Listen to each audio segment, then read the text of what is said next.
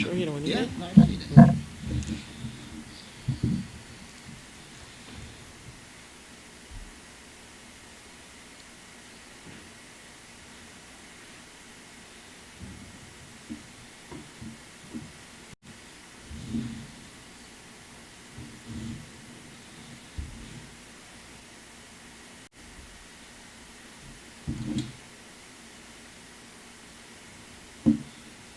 Recording in progress.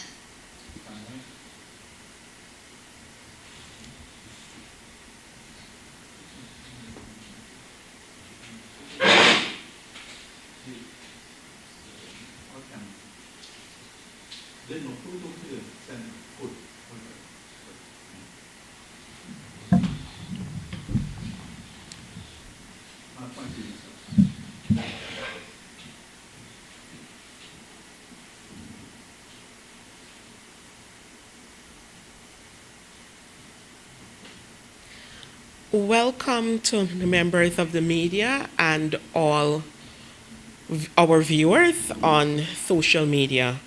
Welcome to the People's National Congress Reform, PNCR, press conference for March 22nd, 2022. Today, our press statement will be read by the leader of the People's National Congress Reform, none other than Comrade Aubrey Norton. Thank you, and good morning to members of the media. First, I will deal with the visit to the United States of America.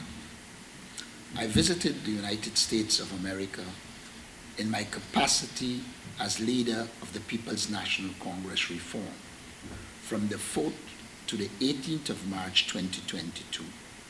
I was accompanied by Party Vice Chairman Mr. Vince Roy Jordan, MP, and Party Administrator Comrade Aubrey Rettimaya. The visit to the United States saw the delegation visiting New York, New Jersey, Atlanta, Maryland, and Washington, D.C. While visiting the USA, the delegation had town hall and other forms of meetings and engagement with party members, supporters, and a wide cross-section of Guyanese in the diaspora. As leader of the party, I had meetings with the United States government officials on Capitol Hill and the State Department.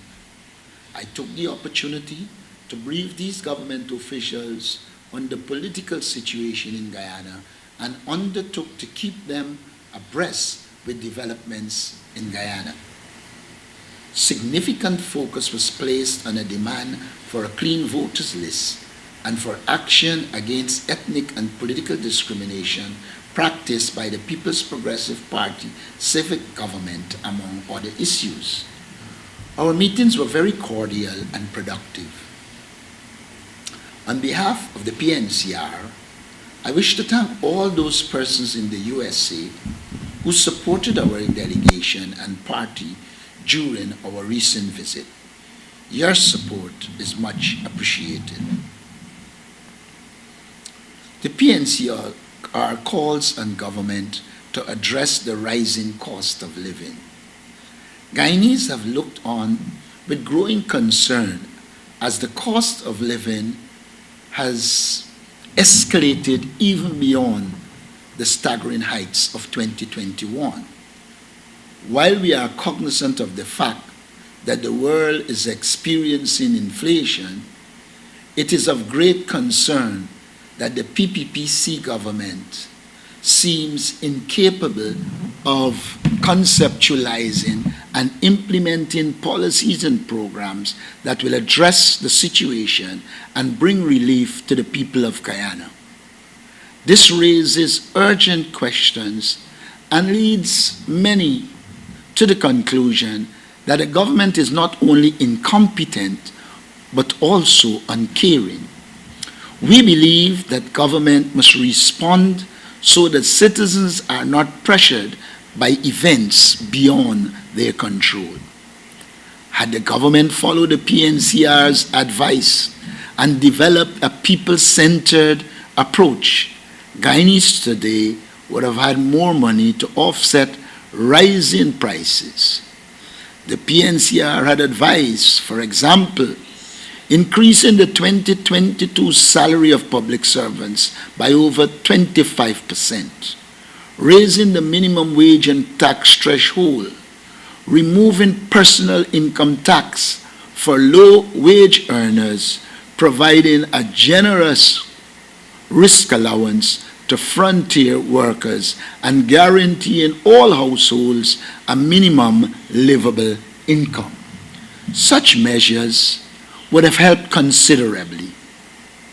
While we agree that these measures alone will not help in a situation of high inflation and that there is need for additional measures, they would have cushioned the ill effects of the rising cost of living and the decrease in real income of the people of Guyana. Recently, the price of flour increased by 15%. Cooking gas has reached $5,700 a cylinder, and prices at the pump have jumped as much as 20%. These are only a few examples of the desperate situation our less fortunate citizens find themselves in. Some would have you believe that citizens must bear these burdens without complaint, happy to pretend that Guyana is not also benefiting from high oil prices as a producer. Nothing could be further from the truth. Guyana was projected to grow at a rate of almost 50% before this spike in oil prices, and we will likely handsomely surpass those expectations. The government has this year already received $23 billion from royalties alone, and upcoming oil lifts will bring our country some of the highest crude oil prices we have ever received. Is it the government's intention to coldly ignore the average consumer to squeeze them in this time of plenty? This is not acceptable. We call for the 5 billion Guyana dollars that have been set aside for cost of living adjustments in the budget 2022 to be immediately put to use in order to shield citizens from these increases in the price of flour and other basic food items. The small sum of $5 billion, which is 0.9% of the $552 billion budgeted in the 2022 budget, has been set aside for cost of living mitigation. That is not even 1% of the national budget. Even further, recall that this was set aside before we were faced with the additional pressures brought on by the war in the Ukraine. This paltry amount must be met with much wider efforts to reduce the cost of living. Since the matter of escalating cost of living is of critical importance to all Guyanese, a democratic government would have been guided by Article 13 of the Constitution of Guyana and consult the opposition with the aim of arriving at the most effective policies when it comes to dealing with the present situation. Unfortunately, the government is undemocratic and focused on domination and control, and enriching the PPPC elite, friends and families, rather than improving the lives of the people of Guyana. Failure to consult with an opposition that represents at least half of Guyana's population will only be further evidence that the One Guyana policy is nothing short of a cruel joke. It is more worrying when it is noted that the PPPC recent history of discriminating in the distribution of COVID-19 relief and flood relief. The PNCR calls on the PPPC government to end their divisive politics and treat all Guyanese as equal. The PNCR is committed to treating all Guyanese equally. On that note, we will be monitoring closely the distribution of the $5 billion allocated to ensure there is no discrimination. Every Guyanese is entitled to his or her share of relief, and this is especially important during times of crisis. Mounting inflation in prices must be seen as a crisis, and a crisis demands emergency responses. A government serious about the welfare of its people will introduce emergency relief measures to help them cope. Such emergency measures could include: 1, granting a market supplement to low-wage workers; 2, expanding the school feeding program to cover 2 to 3 nutritious meals a day; 3, subsidizing basic food items such as flour, cooking oil, rice, milk; and 4, providing increased resources to families in the public assistance program.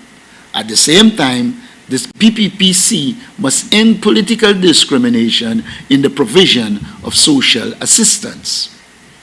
Inflation cannot be addressed only by increasing income for people to cope, since increased income can also fuel inflation. It must include measures to increase local food supply. We believe that one of the ways to address these sharp food price increases is through building agricultural production throughout Guyana.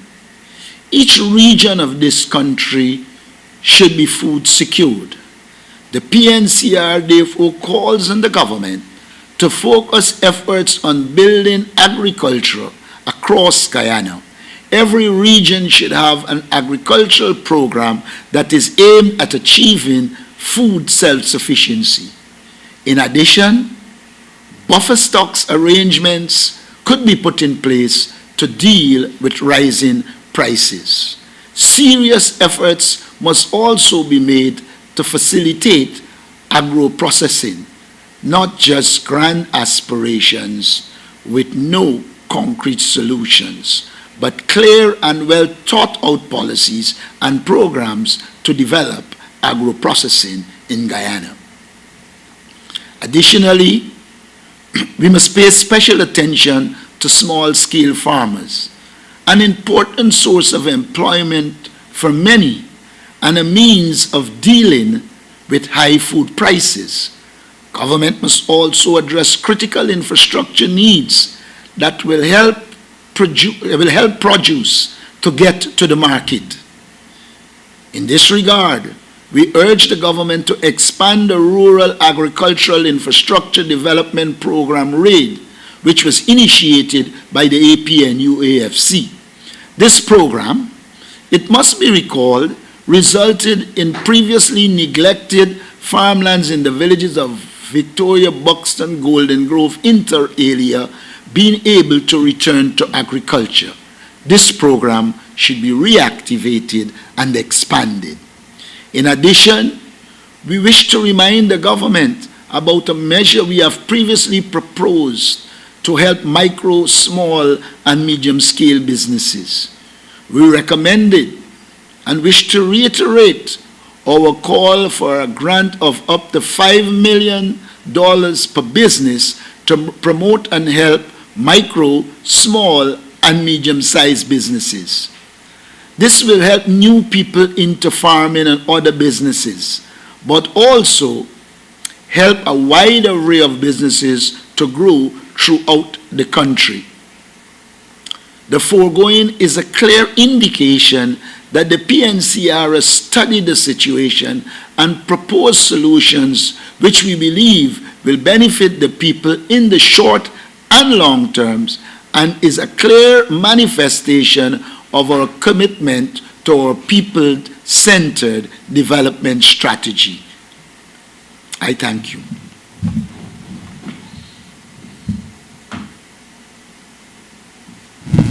Thank you. members of the press. As customary, we will take questions on the statement and then we will move on to any other questions thereafter.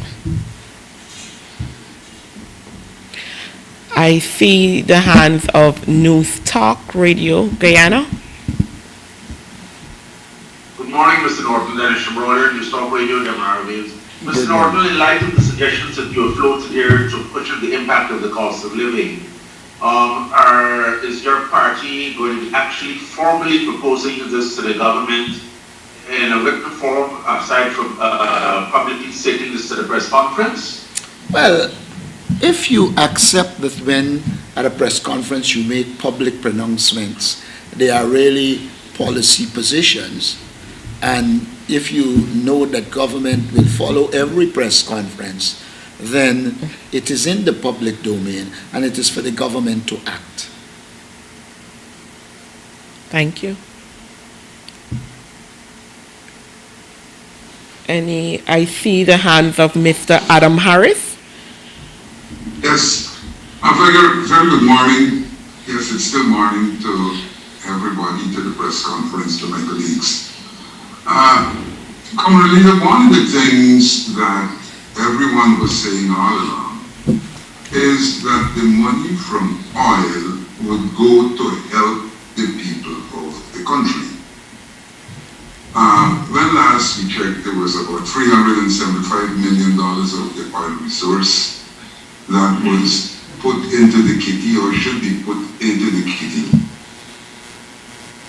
Has the government discussed how it will be spending this money? Will it be spending it exclusively on infrastructure, or will it be spending it to, like conditions like this, relieve the plight of the people? Now, if you look at the government approach, the government likes to spend on infrastructure because it facilitates corruption. And as a corrupt regime, they will see it as a means of them accessing resources. But when one is looking at a country's development, one has to look at it in a comprehensive way. One has to recognize, yes, there is need for infrastructure, and that there are a certain amount of infrastructure programs you can do in a year. The fact that the government is budgeting for far more than they can do in a year, again, is an indication that their main aim is corruption. Mm-hmm. Now, as it relates to spending, you have to want to help the people of Guyana. And if you want to help the people of Guyana, you will then develop plans and programs that will help the people of Guyana. What does the PPP want? The PPP wants to be able to give out handouts to individuals, to be able to be in personal contact and use it as a means of getting votes. Mm-hmm. Not that it will succeed, because they did it before and they failed. But what is needed is for a proper assessment of the issue. If you assess, for instance, the high price increases we are seeing, yes, it has to do to some extent with the war in the Ukraine. We also recognize that it has to do with inflation, meaning that money is coming into the system with less goods to be accessed. And therefore, both of those issues have got to be addressed. We need to improve the lives of our people, and therefore the measures we outline are measures that will put more money into the hands of people, create conditions for more business to emerge, create conditions for increased production, while at the same time dealing with the decrease in the real wages of the Guyanese people. And if there is a comprehensive approach and all of these things are done together, then we will be able to handle the crisis. As it stands, the government is just manifesting incompetence and a penchant for corruption. Thank you. Ms. Adam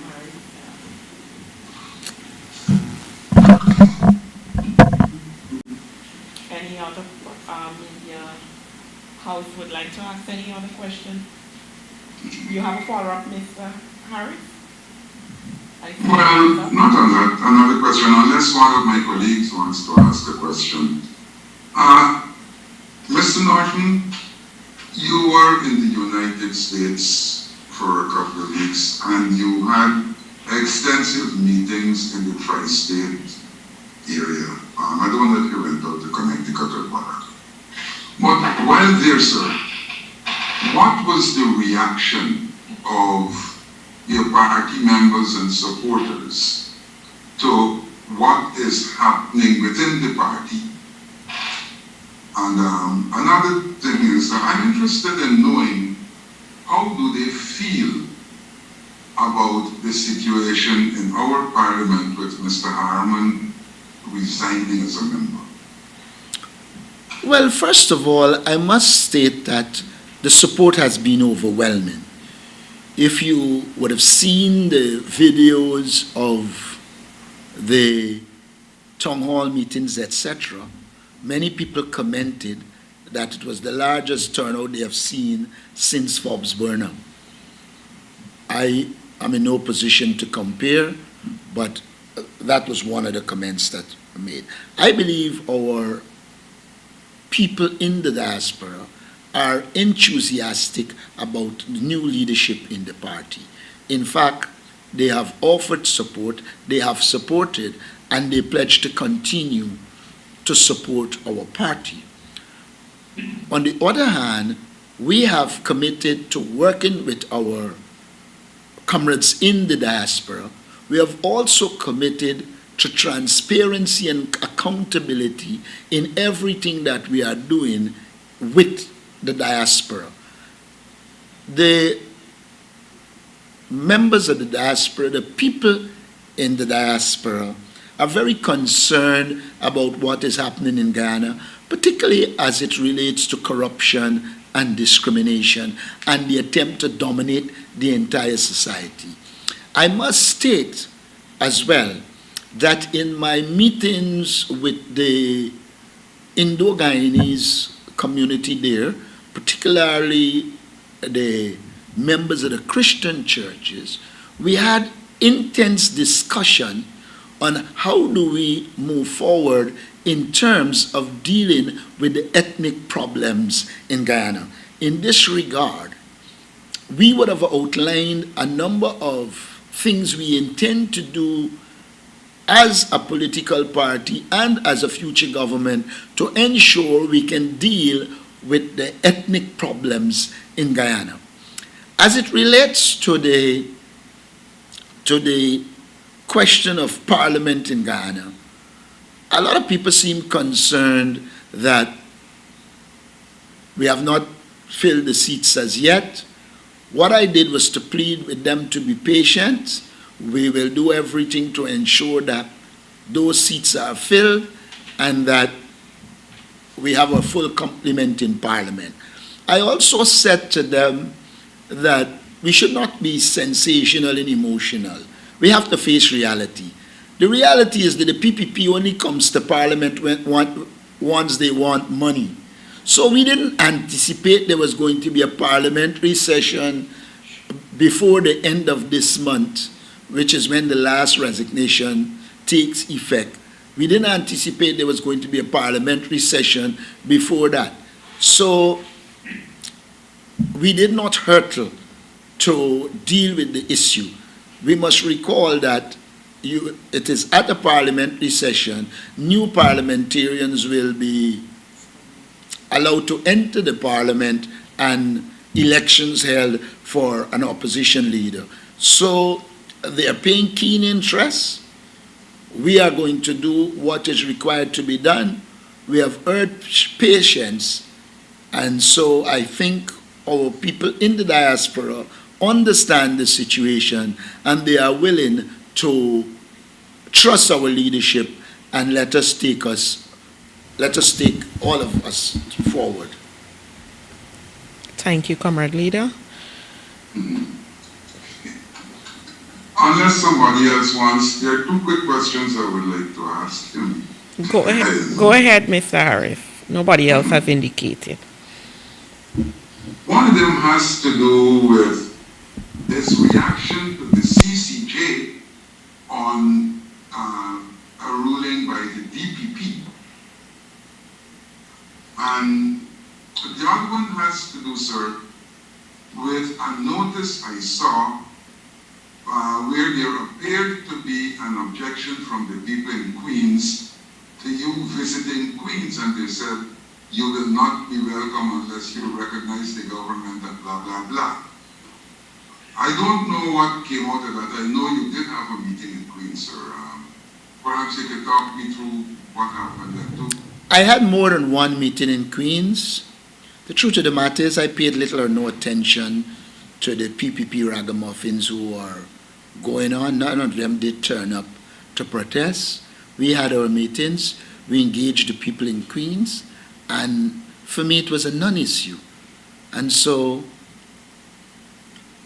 I think nothing came of it, except that they put out this thing which they said I couldn't go without recognizing the government.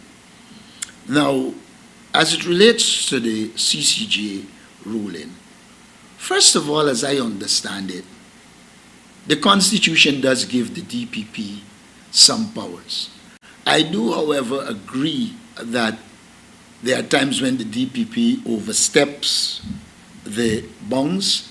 Unfortunately, in our case, the DPP is not operating in the way a DPP should operate. That means, by that I mean, operating professionally and void of political, responding to political direction. In my opinion, the DPP has forfeited all right to be considered an independent operator and would have placed herself squarely in the PPP camp. It is unfortunate. It compromises democracy. It does not augur well for the rule of law. I believe as well that we need to re-engage on this question of the DPP, because in a society like ours, with such powers, with little or no checks and balances, it can be abused, as we have seen. And in that regard, I will take the nod from the CCJ and look in that direction. All right. Thank you. I do. Thank you, Mr. Adam Harris. You have started out on questions that were not a part of the press statement, so I will open the floor for anyone else. I'm sorry. Yes. Ms. Ramdas, I see your hands up. Could you state which media house you are from before you proceed?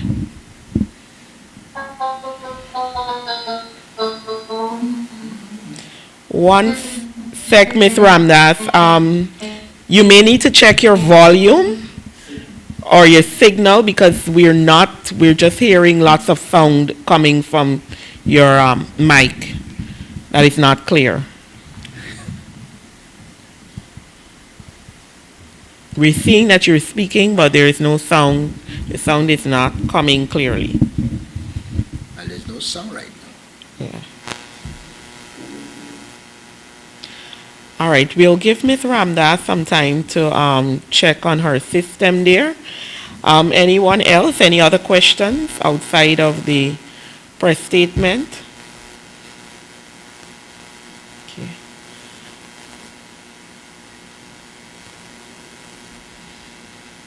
She probably went out to coming back. Any other questions?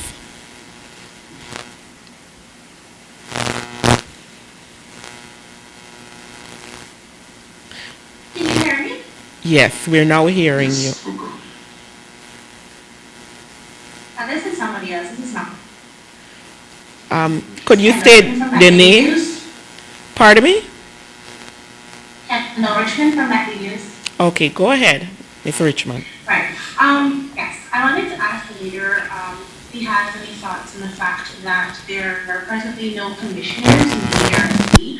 I know that in his statement he mentioned mentioned one Guyana, and we know that the ARC is mandated to deal with togetherness and unity.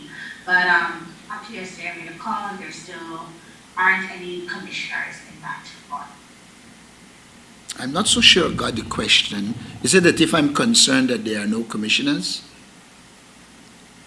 Is that? Right. Well, I am concerned generally that the government seems not interested in a functioning democracy.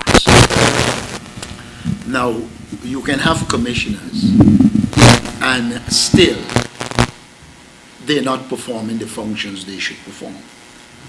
We believe as a party that all the institutions that are aimed at ensuring democracy and the rule of law, those institutions should be functioning because they are critical. However, we are aware of the fact that the government only want these institutions as formalities to say they are functioning. We are interested in substantive democracy. We're interested in these commissions being independent, performing the duties and functions they are supposed to be performing so that we can have a viable democracy.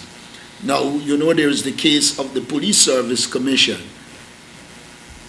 Here is a case in question. So we are interested in the existence of these commissions, but not as formalities, as functioning institutions that are independent, that will contribute to ensuring a democratic society and ensuring that there is equality before the law. Then and only then we will be satisfied. But for now, we're concerned that they do not exist. But we are not at all optimistic that even when they are put into place, they will be allowed to function because the political party that governs this society is an undemocratic party that has no interest in the independence of the judiciary, in independence generally. If you look at how they treat the Procurement Commission, you will recognize that they do not see the Procurement Commission as a professional entity to ensure transparency and accountability. They see it as a formality that they can say they pass through the Commission, but in large measure they prefer to operate outside of the Commission so that they could give away contracts, etc., and continue to enrich the PPP elite, family and friends. We would like to see commissions that are functioning and promoting democracy and the rule of law. Thank you, Leader. Ms. Ramnath, you can go ahead. Let's see if we're hearing you.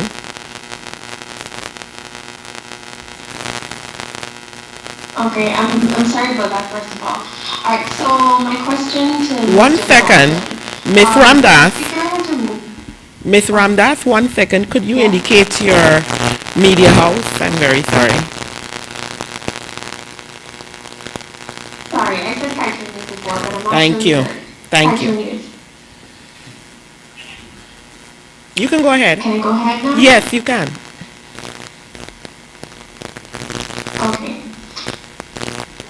Okay, good. So the Speaker has removed some critical clauses for an opposition motion on full coverage liability for petroleum activities. My question is, what is the next move for the opposition, given that the motion outlines a breach in the existing permit? Will the opposition perhaps take the matter to court? First of all, the approach of the Speaker and the government, the approach is not new. They do everything to ensure that democracy is undermined. And the position they took on that motion is clearly to degut it so that it isn't effective. I think civil society should be calling for the resignation of the Speaker of the National Assembly. How could civil society and others be quiet when a critical issue that they have been calling to is tabled in a motion and the Speaker of the House, in collusion with the government, would have virtually removed its efficacy. One cannot talk about a resolution in this sense anymore because the real intent of it has been destroyed. There will be consultations on the way forward. Remember, this is an APNU, AFC motion. But as a party, the PNCR will be one that will be pushing in the direction of taking legal action on this matter. But like I've said, it's an APNU AFC matter, and I would prefer to engage and we arrive at a unified position on the matter and then give you a clear indication as to where we'll go. Thank you. Ms. Ramnath, you have a follow-up question? I have another question actually. Go ahead. I wanted the PNCR's position, or the opposition's position on the full reopening of the country. I have said before, first of all, the government was providing no data. When they came to government, they met a system in which data was being provided on what was happening, and the science was guiding what was happening. There has been little or no information emanating from the government. So one is not in a position to, from a scientific standpoint, ascertain what is the reality on the ground. That's the first thing. The second thing is, in the absence of such information, it is not at all easy to have an informed position. However, knowing the history of this government and their tendency to be lackluster and serve only narrow interests, one has to be very careful. And therefore, in the circumstance, I will urge Guyanese to take special care. Where possible, continue to sanitize, wear their masks, and do the things that will protect them. It does appear to me that the government is directed by big business interests. And it is in the interest of big business to get business up and going. While the PNCR is supportive of business, believe in business, we believe all the variables should be considered, because in the final analysis is the entire society will suffer. And so we will continue to monitor the situation, seek to get scientific data, etc., and appropriately advise Guyanese as we move forward. In my opinion, therefore, the most I can do is hope for the best, hope that with the opening all is well. Opening schools, while I agree that our children would have lost a lot of hours learning hours due to COVID, what I'm not seeing is a comprehensive program to make up. It should probably be a normal procedure and approach for there to be adequate means for sanitizing in the school system, including functioning toilets. Visits to schools will show that that is a concern. So we need enough to guarantee us that our children, our concern is those schools that... I have another question. All right, I'll permit you this question. Go ahead, Ms. Ramnath. Ms. Ramnath? On the opposition. File shortly. That is my last, to sit down with them and have a comprehensive discussion. Please. I will do that after my comprehensive discussion. Okay, thank you. Ms. Richmond? Right, hi. I wanted to ask, about the fact that we don't really have a regular parliament sitting. I know that you mentioned earlier that they only turn up to parliament when they want money. But do you know if the opposition has made if they went ahead to try to speak on this issue? The fact that there isn't a regular sitting of parliament. And I know that the opposition has a number of motions that they would have filed at that sort of at standstill at this moment. I didn't get a question at all. What is it that you're asking? Right. I'm asking the fact that we have not been seeing a regular sitting of parliament, and I know that the opposition has a number of motions filed.